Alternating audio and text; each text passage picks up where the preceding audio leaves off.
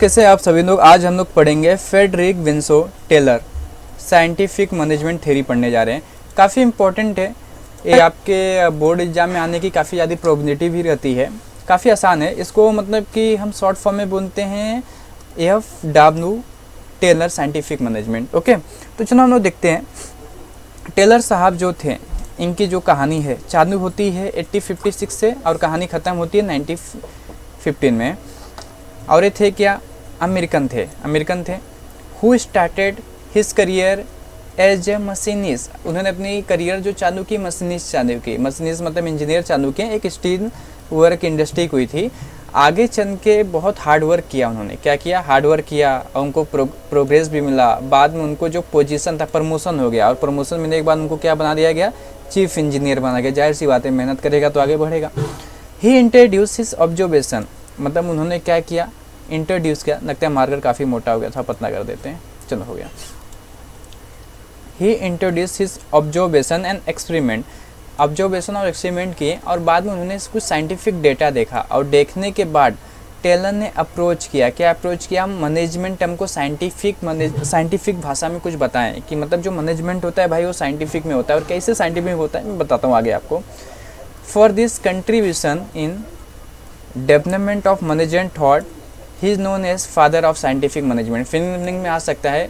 और मतलब उन्होंने बहुत सारे मैनेजमेंट को बताया कि भाई मतलब कि ट्रायल एंड एरर बेस में नहीं करना है, प्रैक्टिकल वे में करना है। और इसी की वजह से बाद में उन्हें क्या बोला गया, फादर ऑफ साइंटिफिक मैनेजमेंट बोला गया। ओके, तो इधर तक है, ज़्यादा पढ़ने की आवश्यकता नहीं है। डायरेक्ट हम लोग क्या देख लेते हैं, इनका डेफिनेशन देख लेते क्या है। ये बोलते हैं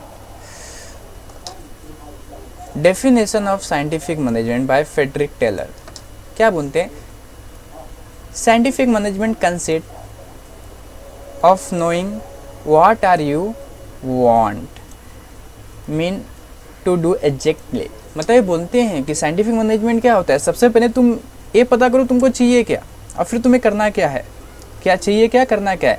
and seeing it that they do in the best of the cheapest manner. अब तुम्हें पता चल गया कि तुम्हें चाहिए क्या और करना क्या है, और उसके बाद तुम 4-5 तरीके निकालो कि कैसे ये चीज़ होगा और उसमें से जो सबसे अच्छा तरीका होगा उसको फॉलो करना है। यही आपका साइंटिफिक तरीका है।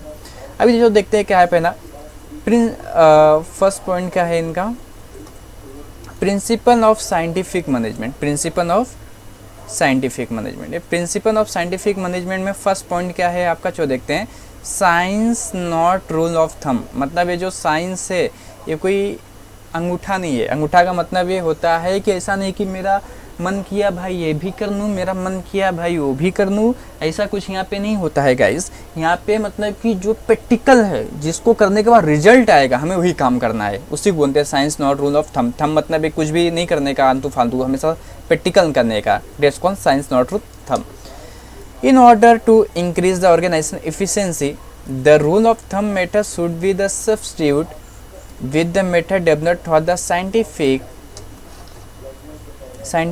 analysis of work। मतलब ये बोलते हैं कि जो साइंस नॉट रूल थंब का मतलब होता है कि जो हमें काम करना है उसे साइंटिफिक वे में मतलब कि एनालाइज करना है कि कौन सा तरीका एकदम बेस्ट हो सकता है और कौन से तरीके से एकदम रिजल्ट ही आएगा। Rule of thumb decision are based on the person judgement of the manager. अभी क्या है, रूल ऑफ थंब का मतलब क्या होता है कि मैनेजर जो एक पर्सनल डिसीजन होता है कि चलो भाई ये भी करने वो भी करने, ऐसा करने से ये हो जाएगा, तो भाई साहब ये सब चीज़ें नहीं चलता है, रूल ऑफ थंब नहीं चलता है यहाँ पे। Okay, Taylor instead upon the scientific matter for every smart work. और टेलर ये भी बोलते हैं चाहे कितना भी छोटा काम रहे, उसमें हमारा जो तरीका है करने का वो क्या होना चाहिए, साइंटिफिक में होना चाहिए, इवन चाहे वर्क छोटा ही कि no. This principle is a consent with the selecting the best way of the performance a job after scientific analyse of the job and not be trial error matter. यहाँ बोला गया है कि अगर हमें कोई चीज़ करना है तो उसका सबसे बेस्ट तरीका ढूंढना है। अगर मान लो कि हमें कुछ करना है, उसमें हमें 4 आइडिया आते हैं, तो 4 आइडिया जो है उसमें से जो सबसे बेस्ट रहेगा हम उसे फॉलो करेंगे। और वहाँ पे भी ध्यान रखेंगे, ट्रायल एंड एरर नहीं करेंगे। ट्रायल एंड एरर मतलब पहले ट्राई करते, गलती हुआ तो हुआ, ये सब चीज़ें नहीं चलती है भाई कंपनी में। Standard required time and standard output should be the define by the manager. और होता है क्या है, टेलर साहब बोलते हैं कि मतलब मैनेजर को बता देना चाहिए अपने वर्कर को कि भाई 1 घंटे में तेरा टास्क कंप्लीट होना जाना चाहिए, 1 घंटे के बाद में चेक करेगा। मतलब जो टास्क उसका एक पर्टिकुलर टाइम होना चाहिए, कितने टाइम में टास्क पूरा होना ही चाहिए, तब जाके काम होता है। This will have in the solvent time and human energy and will result into the expected the standard output. और क्या होता है, ये चीज़ हमारा टाइम बचाता है। अभी मैंने डिसाइड कर लिया है कि भाई करने काम ख़त्म कर देना है, कल काम ख़त्म कर दिया है तो परसों का टाइम बचा, परसों कुछ और भी कर सकता हूँ। अगर उसी काम को अगर मैं डिसाइड ही नहीं करूँ कब ख़त्म नहीं करूँ, तो काम क्या 1 हफ्ते तक चले जाएगा, तो ना टाइम बचेगा ना आउटपुट अच्छा होगा। तो वही बोलते टेलर साहब। According to Taylor, even a small production activity like the loading iron sheet into box car can be scientific plan. अभी बोलते हैं कि भाई अगर तुम आयरन सीट को भी अगर मतलब कि बॉक्स में रख के अगर लोड कर रहे हो किसी ट्रक में, तो वहाँ पे भी तुम्हें साइंटिफिक सोचना है कि कैसे फटाफट होगा। ओके, अभी हम लोग सेकेंड पॉइंट देखते हैं क्या है। सेकेंड पॉइंट क्या बोलता है, हारमोनी नॉट डिस्क्रैप। हारमोनी मतलब कि ऑर्गेनाइजेशन में अच्छे से काम होना चाहिए, झगड़े उगड़े का माहौल नहीं होना चाहिए।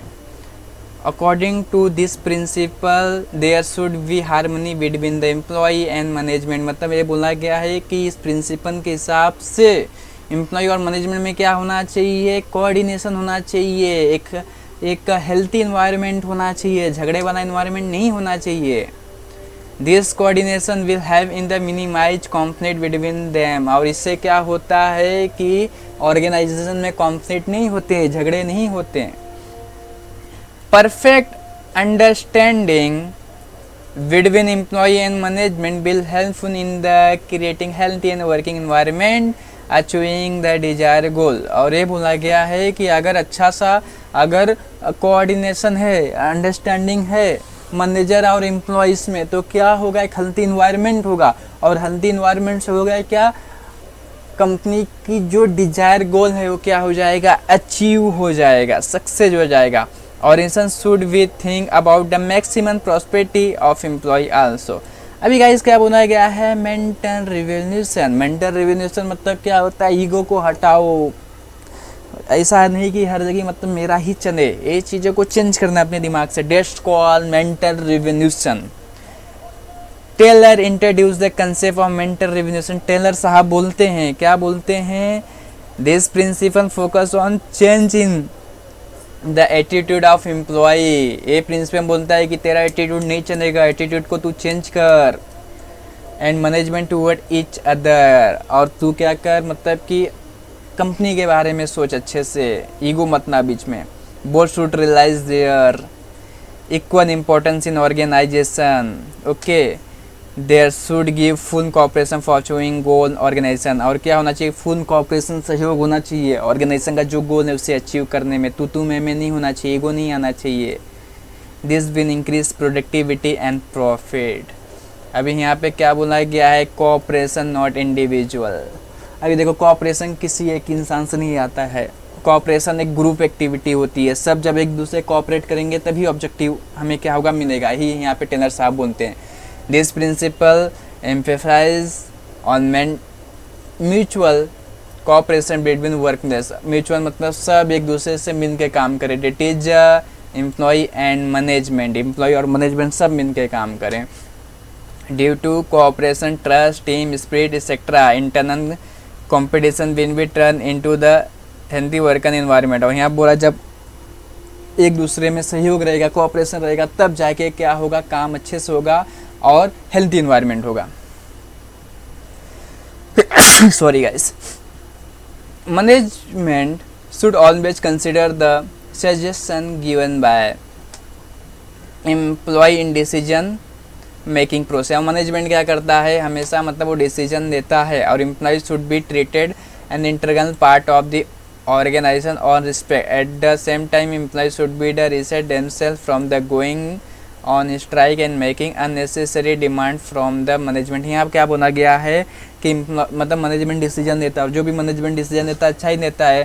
तो एम्प्लॉय का काम क्या है, वो इंटीग्रल पार्ट है, तो उसको सहयोग करना चाहिए। ऐसा नहीं कि एम्प्लॉय बोले कि भैया अब हम स्ट्राइक पे जाएंगे, हमारी मांगे पूरी करो, ये सब ऑर्गेनाइजेशन में नहीं चलता है।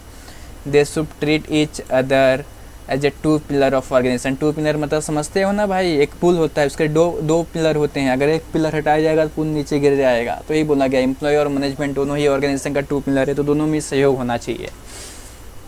नाउ क्या है, डिवीजन ऑफ रिस्पॉन्सिबिलिटी, मतलब कि काम का तो डिवीजन कर रहे हैं, हेनरी साहब बोलते हैं काम का बंटवारा करो, पर यहाँ पे टेलर साहब बोलते हैं डिवीजन ऑफ रिस्पॉन्सिबिलिटी भी होना चाहिए वर्क के साथ। Proper division of work should be always accompany with the division of responsibility between the managers and employee। मतलब यहाँ पे बोला गया है कि डिवीजन ऑफ वर्क जब करते हैं उसके साथ हमें क्या करना है, रिस्पॉन्सिबिलिटी भी बांट देना है। मतलब कि अगर मैंने बोल दिया उसमें को कि भाई देख, मतलब कि अगर कोई बिल्डिंग का नहीं है तो उसे अंदर मत आने देना, ये तो उसको मैं काम दे दिया, और उसको रिस्पॉन्सिबिलिटी ये भी दूंगा कि सॉरी गाइस, चलो देखते हैं यहाँ पे, proper division of work should be always accompany with the division of responsibility between the manager employ. मतलब यहाँ पे बोला गया है काम के साथ हमें क्या करना है, रिस्पॉन्सिबिलिटी भी क्या करना है, डिवाइड कर देना है। Major planning is done by the top and middle level of management. मतलब जितने भी प्लानिंग होते हैं top level and middle level के मैनेजमेंट द्वारा डन किया जाता है। Authority where the employ are concentrating in on the education. मतलब कि टॉप लेवल और मिडल लेवल क्या कर रहा है, प्लानिंग कर रहा है, क्या कर रहा है, प्लानिंग कर रहा है, और उसको मतलब कि एग्जीक्यूट, मतलब उस काम को करके कैसे देना है जो एम्प्लॉय हैं, जो लोअर लेवल के एम्प्लॉय है। This reporting is done as per the instruction given by their superior. और ये काम मतलब जो सुपीरियर जैसा इंस्ट्रक्शन दे रहा है उसके हिसाब से होना चाहिए। सुपीरियर अगर बोलता है आज काम खत्म करना है, मतलब आज खत्म करके देना है काम को। Manager should be always have the encourage with the guide the employ. जो मैनेजर है एम्प्लॉय क्या करे, हमेशा आके गाइड करे, मतलब कि अगर कुछ गलती कर रहा है तो बताएं कि सही वे क्या है काम करने का। It have the best performance of manager as well as employ. और इससे क्या होगा, मैनेजर भी मतलब कि बेस्ट परफॉर्मेंस करेगा और एम्प्लॉय भी बेस्ट परफॉर्मेंस करेगा। ठीक है, समझे, काफ़ी आसान से था। हमने एक पॉइंट ख़त्म किए, यहाँ पे 2 3 4 5 नाउ गाइस हम लास्ट पॉइंट देखते हैं। Development of employer and employ for greater efficiency and maximum prosperity. अभी डेवलपमेंट मतलब क्या होता है गाइस, डेवलपमेंट का सिंपल सा मतलब यहाँ पे है कि एम्प्लॉय और जो एम्प्लॉयर है दोनों क्या करना चाहिए, ट्रेनिंग देना चाहिए, ट्रेनिंग देना चाहिए, उनके स्किल को आगे बढ़ाना चाहिए। जब उनका स्किल आगे बढ़ेगा तब क्या होगा, उनको उनका प्रमोशन होगा, और उनका जब प्रमोशन होगा तो कंपनी के लिए भी अच्छा और उनके लिए भी अच्छा है, मतलब दोनों ही ग्रोथ कर रहे हैं। Best performance of any organisation always depend on the skill and capability of it is employ. जैसा कि मैं पहले ही बोला, यहीं बोला गया, this providing the training and development programme to the employees where they require, it is a very essential ultimately effect of the profitability of the organization. Each employee should be given proper opportunity to attain the greater efficiency and maximum profitability। यहाँ पे बोला गया है कि हर organisation का जो मतलब कि उसका जो परफॉर्मेंस होती है किसके ऊपर डिपेंड करती है, उसके एम्प्लॉय को। अगर उसके एम्प्लॉय को अच्छा ट्रेनिंग दिया जाए तो होगा क्या, और वो अच्छे से काम करके देंगे, और जब वो अच्छे से काम करेंगे तो ऑर्गेनाइजेशन ऊपर जाएगा, और जब ऑर्गेनाइजेशन